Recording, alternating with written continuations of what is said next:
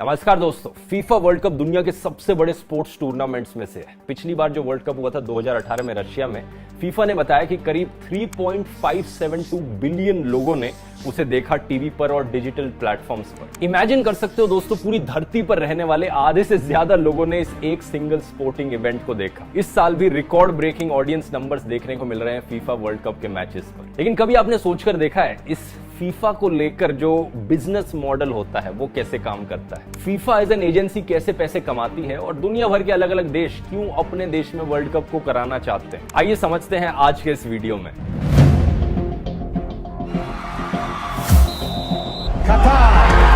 इस बार कतर में हो रहे 22वें वर्ल्ड कप में 32 टीमें हैं।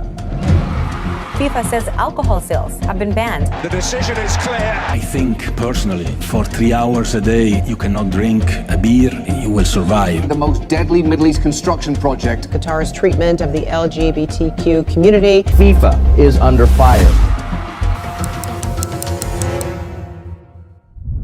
फीफा शब्द का फुल फॉर्म है फेडरेशन इंटरनेशनल दे फुटबॉल एसोसिएशन। ये एक फ्रेंच शब्द है, मुझे फ्रेंच बोलनी नहीं आती तो उस सेंस में प्रोनाउंस नहीं कर सकता, लेकिन इसका इंग्लिश में मतलब होता है international federation of association football. इसकी स्थापना साल 1904 में करी गई थी रॉबर्ट गुएरिन के द्वारा। ये वो आदमी थे जो 7 अलग अलग मेंबर देशों के रिप्रेजेंटेटिव्स को साथ में लेकर आए। ये लोग पेरिस में बैठे और फीफा के फाउंडेशन एक्ट की साइनिंग करी गई।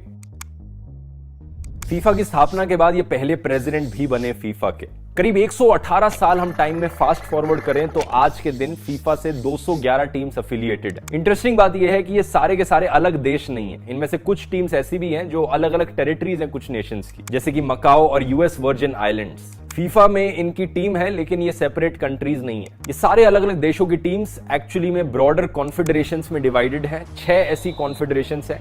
हर एक कॉन्टिनेंट पर एक कॉन्फेडरेशन है फीफा की। तो ये हो गई Africa, Europe, south America, Oceania, north and central America और कैरिबियन एक साथ हैं और एशिया और ऑस्ट्रेलिया एक साथ है। इकलौता कॉन्टिनेंट बचा एंटार्क्टिका, जिसकी अपनी खुद की कोई कॉन्फेडरेशन नहीं है क्योंकि ऑब्वियसली वहां पर इतने लोग ही नहीं रहते। अब एक कमाल की चीज जिसे सुनकर शायद आप हैरान हो जाएंगे, even though FIFA billions of dollars कमाता है, फीफा एक एनजीओ है। सही सुना आपने, एक नॉन गवर्नमेंटल ऑर्गेनाइजेशन। इसे बनाने के पीछे पर्पस बताया गया है फुटबॉल को दुनिया भर में प्रमोट करना। लेकिन जैसे बाकी एनजीओज अक्सर सोशल वर्क में इन्वॉल्व रहते हैं, ऐसे ही फीफा के भी अपने सोशल डेवलपमेंट प्रोग्राम्स हैं, जैसे कि education for all, save the planet, protect children. FIFA foundation को साल 2018 में एस्टैब्लिश किया गया था एक इंडिपेंडेंट एंटिटी की तरह, जिसका पर्पस था फुटबॉल की पॉजिटिव पावर को मोबिलाइज करना, लोगों की जिंदगियां इंप्रूव करने के लिए। तो काफी हद तक कुछ सेंस में फीफा भी बाकी एनजीओज की तरह काम करता है सोशल वर्क में। लेकिन अगला सवाल ये उठता है कि इस ऑर्गेनाइजेशन के टॉप पर कौन बैठा है? तो main decision making body FIFA की है दोस्तों फीफा काउंसिल। 37 अलग अलग मेंबर्स इस फीफा काउंसिल में बैठते हैं। इनका एक प्रेसिडेंट होता है जिसे फीफा कांग्रेस के द्वारा इलेक्ट किया जाता है, 8 वाइस प्रेसिडेंट्स और 28 बाकी और मेंबर्स। फाइनेंशियली देखा जाए तो फीफा 4 साल की साइकिल पे ऑपरेट करता है। वर्ल्ड कप के अराउंड इसकी साइकिल्स रिवॉल्व करती हैं। तो 2015 से 18 तक की जो साइकिल थी, जो पीरियड था, इस 4 साल में फीफा ने $6.4 बिलियन का रेवेन्यू कमाया।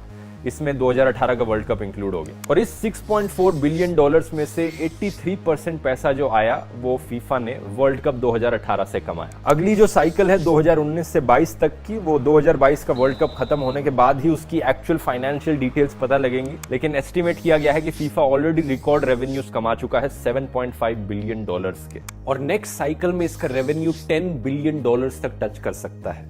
यानी इन 4 सालों में फीफा की कमाई ऑलमोस्ट डबल हो रही है। क्या कारण है इसके पीछे? 2 कारण बताए जाते हैं। पहला है वुमेन्स सॉकर को लेकर जो इनकी नई फाइनेंशियल स्ट्रैटेजी है। 2023 में जो फीफा वुमेन्स वर्ल्ड कप होगा ऑस्ट्रेलिया और न्यूजीलैंड में, उसके लिए already separate sponsor deal sign करी जा चुकी हैं। क्योंकि वुमेन्स वर्ल्ड कप अब ज्यादा पॉपुलर बन रहा है तो एक नई रेवेन्यू स्ट्रीम आ गई यहां पर फीफा के पास। और दूसरा कारण है कि 2026 में जो अगला वर्ल्ड कप होगा फीफा का, वो और भी बड़ा वर्ल्ड कप होगा। 32 की जगह उसमें 48 टीम्स पार्टिसिपेट करेंगी, यानी ज्यादा फुटबॉल मैचेस होंगे। और ज्यादा फुटबॉल मैचेस होने का मतलब है कि एडवर्टाइजर्स को ज्यादा जगह मिल पाएगी अपना कंटेंट दिखाने के लिए। ऑडियंस की तरफ से भी ज्यादा देर तक अटेंशन बनी रहेगी वर्ल्ड कप पर। ये 2026 वाला वर्ल्ड कप वैसे यूएसए, कनाडा और मेक्सिको 3 देशों में होस्ट किया जाएगा। एक चीज तो बड़ी क्लियर है, क्योंकि फीफा वर्ल्ड कप ही यहां पर सबसे पॉपुलर टूर्नामेंट हो रहा है, तो फीफा वर्ल्ड कप से ही 95% रेवेन्यू आज के दिन फीफा के पास आता है। तो एग्जैक्ट रेवेन्यू शीट देखते हैं यहाँ पर, लेकिन हम अभी वाले वर्ल्ड कप की नहीं देख पाएंगे क्योंकि ये वर्ल्ड कप के खत्म होने के बाद ही हमें इसकी एग्जैक्ट कैलकुलेशंस पता लगेंगी। तो इस वीडियो के लिए 2015 से 18 तक की जो साइकिल हुई थी उसकी कैलकुलेशंस हम देखेंगे। अब पहला और सबसे बड़ा जरिया कमाई का है ब्रॉडकास्टिंग राइट्स। पिछली साइकिल में $6.4 बिलियन रेवेन्यू जो जनरेट हुआ था उसमें से $3.1 बिलियन सिर्फ टीवी राइट्स से आया था। वर्ल्ड कप को 140 से ज्यादा देशों में दिखाया जाता है और हर देश में अपना अलग टीवी चैनल है जिस पे आप फुटबॉल के मैचेस देख सकते हो। ये टीवी चैनल्स फीफा को पैसे देते हैं ताकि ये राइट्स ले सके कि हमारे ही टीवी चैनल पर फीफा के मैचेस दिखाए जाएंगे। फॉर एग्जाम्पल इंडिया में रिलायंस बैक्ड वाईकॉम 18 ने डील करी 450 करोड़ रुपीस देकर। यही कारण है कि आप आज के दिन फीफा के मैचेस को स्पोर्ट्स 18 चैनल और जियो सिनेमा ऐप पर देख सकते हैं। फिर आता है हमारा दूसरा जरिया मार्केटिंग राइट्स। पिछली वर्ल्ड कप की साइकिल में करीब $1.66 बिलियन फीफा ने यहां से कमाए। अलग अलग कंपनीज और ब्रांड्स ने फीफा को पैसे दिए ताकि वो एड्स दिखा सके अपनी मैचेस के दौरान। सबसे ऊपर आती है फीफा पार्टनर कंपनीज जैसे कि Adidas, Coca Cola, Wanda group, Hyundai, Kia, Qatar Airways, Qatar Energy, Visa. फिर आते हैं स्पेसिफिक वर्ल्ड कप के स्पॉन्सर्स जिन्होंने सिर्फ पैसे दिए हैं कि वर्ल्ड कप के दौरान हमारी एड दिखाई जाए। इसमें आ गए आपके मैकडॉनल्ड्स, वीवो, Crypto.com, बुडवाइजर, बायजूस। 2018 में एक रशियन गैस कंपनी गैसप्रॉम भी स्पॉन्सर थी, लेकिन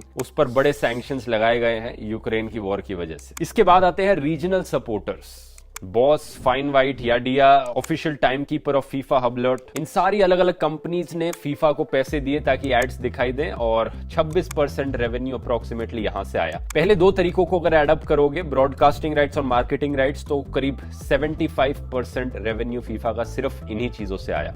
तीसरा फिर जाकर आते हैं टिकटिंग राइट्स, जो टिकट्स बेची जाती हैं स्टेडियम्स में, लोग मैच को जब देखने आते हैं वहां से जो पैसे कमाए जाते हैं। पिछली साइकिल में फीफा ने $564 मिलियन टिकट सेल्स से कमाए। इस साल एक्सपेक्ट किया जा रहा है कि और भी ज्यादा टिकट बेची जाएंगी तो और भी ज्यादा रेवेन्यू आएगा। इसके अलावा $148 मिलियन करीब आए हॉस्पिटैलिटी और अकोमोडेशन राइट से 2018 फीफा वर्ल्ड कप के दौरान, और टोटल में करीब 11% रेवेन्यू इस कैटेगरी से बना। चौथा जरिया है फीफा के ब्रांड के लाइसेंसिंग राइट्स, कि जैसे फॉर एग्जांपल कोई वीडियो गेम है, फुटबॉल का गेम है, फीफा का लोगो उस पर लगाया जा सके, फीफा को इसके लिए पैसे देने पड़ेंगे तो कुछ पैसा वहां से भी आता है। पिछली साइकिल में $600 मिलियन यहां से आए। एक कॉन्क्रीट एग्जांपल इसका है फीफा ई वर्ल्ड कप ग्रैंड फाइनल 18, एक ऐसा इवेंट जिसमें 20 मिलियन से ज्यादा प्लेयर्स ने पार्टिसिपेट किया था।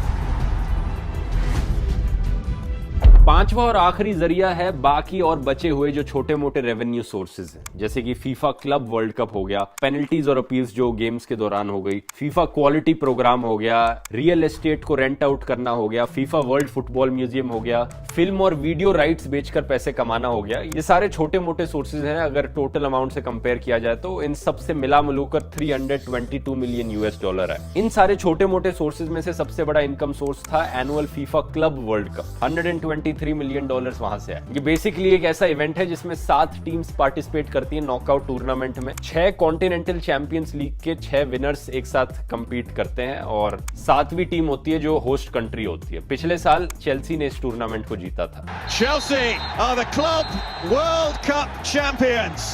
A dramatic final. Chelsea 2.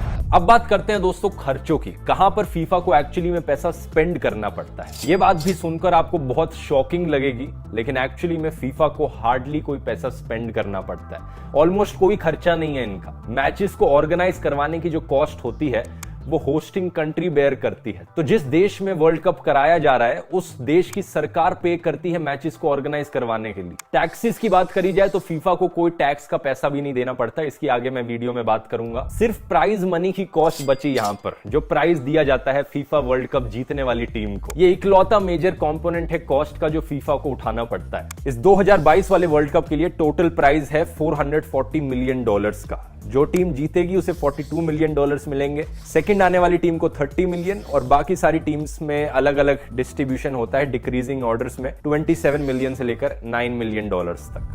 वैसे ऐसे बिजनेस मॉडल से जो सीख मिलती है उसे अपनी जिंदगी में इंप्लीमेंट करने के लिए कुकू FM पर मौजूद बिजनेस ऑडियो बुक्स बहुत ही हेल्पफुल रहती हैं। कई बढ़िया ऑडियो बुक्स हैं यहाँ पर। How to be a good leader, the business of the 21st century, the greatest salesman in the world. नया साल आने वाला है और आप अभी तक अगर कुकू एफएम के सब्सक्राइबर नहीं है तो ये एक बढ़िया मौका रहेगा 2023 के लिए, जो आप अपने पर्सनल गोल्स बनाएंगे। आप इस प्लेटफॉर्म का इस्तेमाल कर सकते हैं अपनी स्किल्स और नॉलेज को एनहेंस करने के लिए। कुकू एफएम एक बहुत ही बढ़िया ऐप है ऑडियो बुक्स को सुनने के लिए, और आप अगर कूपन कोड ध्रुव50 इस्तेमाल करेंगे तो आपको 50% ऑफ मिलेगा इनके पूरे साल भर के प्लान पे। और अब टॉपिक पर वापस आते हैं। इसके अलावा गेम्स को ऑर्गेनाइज करवाने की जो कॉस्ट पड़ रही है, एग्जैक्टली कितनी पड़ती है वो होस्ट कंट्री को। अभी 2022 वाले वर्ल्ड कप का ही एग्जांपल लें तो बताया गया है कई मेन स्ट्रीम मीडिया रिपोर्ट्स के द्वारा, जैसे कि फोर्ब्स और ब्लूमबर्ग, कि कतर ने $200 बिलियन स्पेंड किए वर्ल्ड कप को ऑर्गेनाइज करवाने में। लेकिन ये $200 बिलियन का नंबर थोड़ा मिसलीडिंग है, क्योंकि कतर सरकार के द्वारा इस वर्ल्ड कप को होस्ट कराना एक कतर नेशनल विजन 230 का पार्ट देखा जा रहा है। इस वर्ल्ड कप के लिए कतर ने अपना एक मॉडर्न मेट्रो सिस्टम बनाया, ऑब्वियसली जिसे बाद में भी यूज किया जाएगा वहां रहने वाले लोगों के लिए। इन्होंने अपना एयरपोर्ट एक्सपेंड किया, नए होटल्स बनाए, नए डिस्ट्रिक्ट्स बनाए अपनी कैपिटल सिटी दोहा में। तो कुछ पोर्शन यहां पर कॉस्ट का जो स्पेंड किया गया वो सिर्फ वर्ल्ड कप के लिए नहीं किया गया, बल्कि वो वर्ल्ड कप के बाद में भी काम आएगा। लेकिन इसके बावजूद भी कतर को जो वर्ल्ड कप होस्ट करवाने की कॉस्ट पड़ रही है वो भी बिलियंस ऑफ डॉलर्स में ही है। फॉर एग्जाम्पल 8 वेन्यूज हैं जहां पर ये मैचेस होस्ट कराए जा रहे हैं कतर में।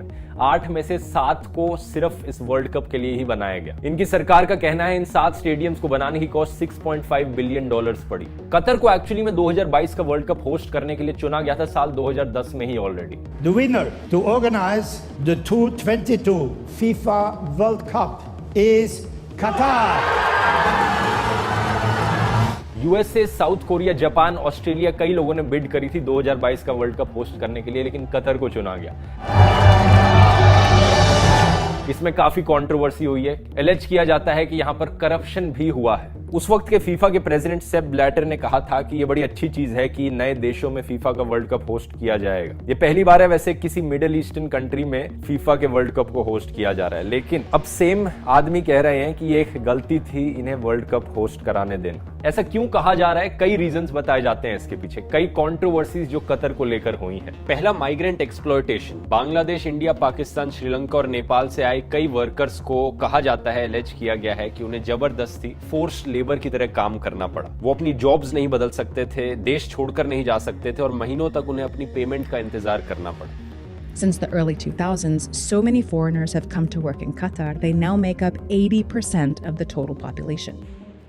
ये वो लोग थे जिन्होंने स्टेडियम्स की डेवलपमेंट करी और कतर में इंफ्रास्ट्रक्चर बनाया। रिपोर्टेडली करीब 6700 से ज्यादा साउथ एशियन माइग्रेंट्स की डेथ्स हुई हैं 2010 से। एमनेस्टी इंटरनेशनल के एक पोल के अकॉर्डिंग 73% रिस्पोंडेंट्स ने कहा कि फीफा को करीब $440 मिलियन साइड में रख देने चाहिए माइग्रेंट वर्कर्स को कॉम्पनसेशन देने के लिए ह्यूमन राइट्स अब्यूजेस के लिए। दूसरी कंट्रोवर्सी उठी एलजीबीटी राइट्स को लेकर, जो कि कतर में लीगल नहीं है और इनफैक्ट जो फेमस रेनबो फ्लैग्स हैं एलजीबीटी के, उन्हें दिखाने पर भी बैन लगाया गया। फिर अल्कोहल को लेकर एक कंट्रोवर्सी उठी थी। बुडवाइजर एक अल्कोहल का ब्रांड है जिसने $75 मिलियन की डील करी फीफा के साथ ताकि इसी ब्रांड की अल्कोहल को स्टेडियम्स में बेचा जा सके। लेकिन टूर्नामेंट के शुरू होने से करीब 2 दिन पहले उन्हें बताया जाता है कि किसी भी मैच के दौरान कोई अल्कोहल की बिक्री नहीं होगी। फाइनली सबसे बड़ा कंट्रोवर्शियल मैटर था इस पूरे इशू में कि कतर को कैसे होस्टिंग राइट्स दिए गए वर्ल्ड कप होस्ट करने के। 2010 में जब ये डिसीजन लिया गया था तब से लेकर आज तक 22 में से आधे से ज्यादा मेंबर्स फीफा की एग्जीक्यूटिव कमेटी के, उन्हें या तो इम्प्लीकेट किया गया है या इन्वेस्टिगेट किया गया है एलिजिड करप्शन और बाकी बैड प्रैक्टिसेस के लिए। कई ब्रांड्स जैसे कि fly Emirates, coca cola, Sony, Adidas और वीजा ने स्टेटमेंट्स भी रिलीज करी थी इस इशू को कंसर्न करते हुए। आरोप ये लगाया जाता है कि रिश्वत दी गई थी फीफा के टॉप मेंबर्स को कि कतर को ही होस्टिंग राइट्स दिए जाएं। वैसे क्या आप जानते हो फीफा एक्चुअली में 7 अलग अलग गारंटीज और डिक्लेरेशंस मांगता है उस सरकार से जिस देश में वर्ल्ड कप होस्ट किया जा रहा है। ये गारंटीज कई इश्यूज से रिलेट करती हैं, जैसे कि वीजास, परमिट्स और इमिग्रेशन इश्यूज, दूसरा वर्क परमिट्स और लेबर लॉ एग्जेम्पशंस, तीसरा सेफ्टी और सिक्योरिटी, चौथा protection and exploitation of commercial rights, फिर telecommunications, waiver, indemnifications, other legal issues और फाइनली टैक्स एग्जेम्पशंस। तो फीफा की तरफ से इतनी सारी रिक्वायरमेंट्स हैं एक देश के लिए कि भाई अगर तुम्हारे देश को वर्ल्ड कप होस्ट करना है तो ये सारी कंडीशंस मीट करनी पड़ेंगी। हम कोई टैक्स भी नहीं देंगे तुम्हें, सारा खर्चा भी तुम्हें खुद उठाना पड़ेगा, और ये जो कंट्रोवर्सीज हो रही हैं ये तो होंगी तुम्हारे साथ। ये सब सुनकर आप सोचोगे कि एक देश को क्या मिल रहा है वर्ल्ड कप होस्ट करके। कोई देश अपने देश में क्यों वर्ल्ड कप होस्ट कराना चाहेगा जब इसका इतना खर्चा उठाना पड़ता है। इसके पीछे एक सबसे बड़ा बेनिफिट बताया जाता है, सॉफ्ट पावर बढ़ती है एक देश की, कि भाई हमारे देश ने इतने बड़े इवेंट को होस्ट कराया है तो इसका मतलब कि हमारा देश काफी स्टेबल है, फाइनेंशियली सिक्योर है, इसलिए बाकी जगहों से फॉरेन इन्वेस्टमेंट्स आ सकती है हमारे देश में। लेकिन कतर के केस में क्योंकि इतनी सारी कंट्रोवर्सीज हुई हैं तो क्रिटिक्स मानते हैं कि शायद कोई फॉरेन इन्वेस्टमेंट्स इतनी ज्यादा आएंगी नहीं वहां पर, और ये बेनिफिट इतना काम ना करे। दूसरा बेनिफिट बताया जाता है कि जो स्टेडियम्स बनाए गए हैं उसका बाद में जो आम जनता है उस देश में रहने वाली वो बेनिफिट उठा सकती है, स्पोर्ट्स को एक बूस्ट मिलेगा उस देश में। लेकिन क्या एक्चुअली में ऐसा होता है? कई देशों में इसका उल्टा ही देखने को मिलता है। वर्ल्ड कप खत्म होने के बाद जो स्टेडियम्स बनाए गए हैं वो यूजलेस पड़े रहते हैं। ब्राजील में जब फीफा का 2014 का वर्ल्ड कप हुआ था, इन्होंने $3 बिलियन स्पेंड किए थे, 12 नए या हेविली रिफर्बिश्ड स्टेडियम्स बनाए थे। लेकिन एक साल बाद ही पता चला कि इनका $550 मिलियन में बनाया गया माने गार्निचा स्टेडियम एक्चुअली में बस पार्किंग लॉट की तरह इस्तेमाल किया जा रहा है। इनका कुयाबा वाला स्टेडियम जो $2015 मिलियन की कॉस्ट में बनाया गया था, वहां के लॉकर रूम्स में होमलेस लोग रात में शेल्टर लेते दिख रहे हैं। नटाल में इनका बनाया गया स्टेडियम एक्चुअली में पैसे जनरेट करने की कोशिश कर रहा था कि यहाँ पर शादियां करवा ली जाएं या बच्चों की बर्थडे पार्टीज करा ली जाएं, लेकिन अनफॉर्चुनेटली उनका ये प्लान सक्सेसफुल नहीं रहा। एक और बेनिफिट बताया जाता है कि देश में इंफ्रास्ट्रक्चर की डेवलपमेंट होगी वर्ल्ड कप होस्ट कराने से, लेकिन कई डेवलपिंग कंट्रीज में इसका इंपैक्ट उल्टा ही देखने को मिलता है। जो एक्जिस्टिंग इंफ्रास्ट्रक्चर होता है वो काफी स्ट्रेन्ड पड़ जाता है। स्विस बेस्ड एनजीओ टेरे दे होमिस ने बताया कि 2014 के वर्ल्ड कप में ब्राजील में हजारों परिवारों को एक्चुअली में जबरदस्ती रीसेटल कराया गया बेसिक हट्स में, जहां पर कोई बिजली नहीं थी, कोई पानी नहीं था। पॉवर्टी में धकेले गए हजारों लोग। इसके अलावा दिल्ली में जब कॉमनवेल्थ गेम्स कराए गए, सिमिलर एक्यूजिशन लगाया गया वहां पर। HLRN ने एस्टिमेट लगाया कि हजारों लोगों को घरों से बाहर धकेला गया क्योंकि स्टेडियम्स बनाने थे, बड़े बड़े पार्किंग लॉट्स बनाने थे, सड़कों को वाइडन करना था, शहर की ब्यूटिफिकेशन करनी थी, और इनका अनुमान था कि दिल्ली में CWG की वजह से 2.5 लाख लोग होमलेस हुए। एक और क्रिटिसिज्म का पॉइंट यह था कि ब्राजील ने जितना पैसा अपने वर्ल्ड कप को होस्ट करने में स्पेंड किया, उतना ही ब्राजील की सरकार का इनके सोशल वेलफेयर प्रोग्राम बोल्सा फैमिलिया के लिए पूरे साल 2013 में एक ऐसा सोशल वेलफेयर प्रोग्राम जिस पर 50 मिलियन लोग रिलाय करते हैं। तो जो पैसा अपने सिटीजन्स की भलाई के लिए स्पेंड किया जा सकता था उसे यहाँ पर स्टेडियम्स बनाने में स्पेंड किया गया, वो स्टेडियम्स जो बाद में काम नहीं आए बनने के। इंडिया में आज के दिन भी हमें कहानियां सुनने को मिलती हैं कि कैसे हमारे एथलीट्स के पास बेसिक फैसिलिटीज तक नहीं है। तो शायद ये कंक्लूजन निकाला जा सकता है कि डेवलपिंग कंट्रीज जैसे ब्राजील और इंडिया में अगर कोई वर्ल्ड कप होस्ट कराया जाता है तो उतना फायदेमंद नहीं होता वो जितना एक डेवलप्ड नेशन के लिए होता है। इसके अलावा एक और बेनिफिट बताया जाता है कि GDP बूस्ट होगा। हमारे देश में वर्ल्ड कप हो रहा है, दुनिया भर से लोग स्टेडियम्स में मैच देखने आएंगे, तो वो अपने साथ पैसा लेके आएंगे, हमारा टूरिज्म बढ़ेगा देश का, और ये एक्चुअली में एक ऐसा बेनिफिट है जिसमें कोई दो राहें नहीं है। कतर वाले वर्ल्ड कप के लिए एस्टिमेट किया गया है कि 1.2 मिलियन विजिटर्स आएंगे कतर देश में और $17 बिलियन कतर की इकोनॉमी को बेनिफिट पहुंचेगा। तो ये जरूरी नहीं है कि एक देश अगर वर्ल्ड कप होस्ट करा रहा है तो उसे सिर्फ नुकसान ही हो, कई फायदे भी होंगे। लेकिन बात यहां पर यह है कि अगर कोई देश वर्ल्ड कप होस्ट कर रहा है तो उसे अपनी कैलकुलेशंस खुद करनी पड़ेंगी और देखना पड़ेगा कि अगर हमने वर्ल्ड कप किया अपने देश में तो कहां कहां हमें फायदा होगा, कहां कहां नुकसान होगा, और ओवरऑल इसका इंपैक्ट पॉजिटिव होगा या नेगेटिव होगा, फिर डिसीजन लिया जाए वर्ल्ड कप होस्ट करने का। क्योंकि कतर एक ऐसा देश है जिसका हाईएस्ट GDP पर कैपिटा है पूरी दुनिया में, तो शायद से इतनी सारी कंट्रोवर्सीज के बावजूद भी कतर को यहां पर एक पॉजिटिव इंपैक्ट ही दिखे इस वर्ल्ड कप का। यहां पर आपकी क्या राय है नीचे कमेंट्स में लिखकर बताइए। वीडियो पसंद आया? बाकी और बिजनेस मॉडल वाले वीडियोस इस प्लेलिस्ट पर क्लिक करके देख सकते हैं। पूरी सीरीज बना रखी है अलग अलग टॉपिक्स पर, अलग अलग चीजों के बिजनेस मॉडल बताते हुए। मिलते हैं अगले वीडियो में। बहुत बहुत धन्यवाद।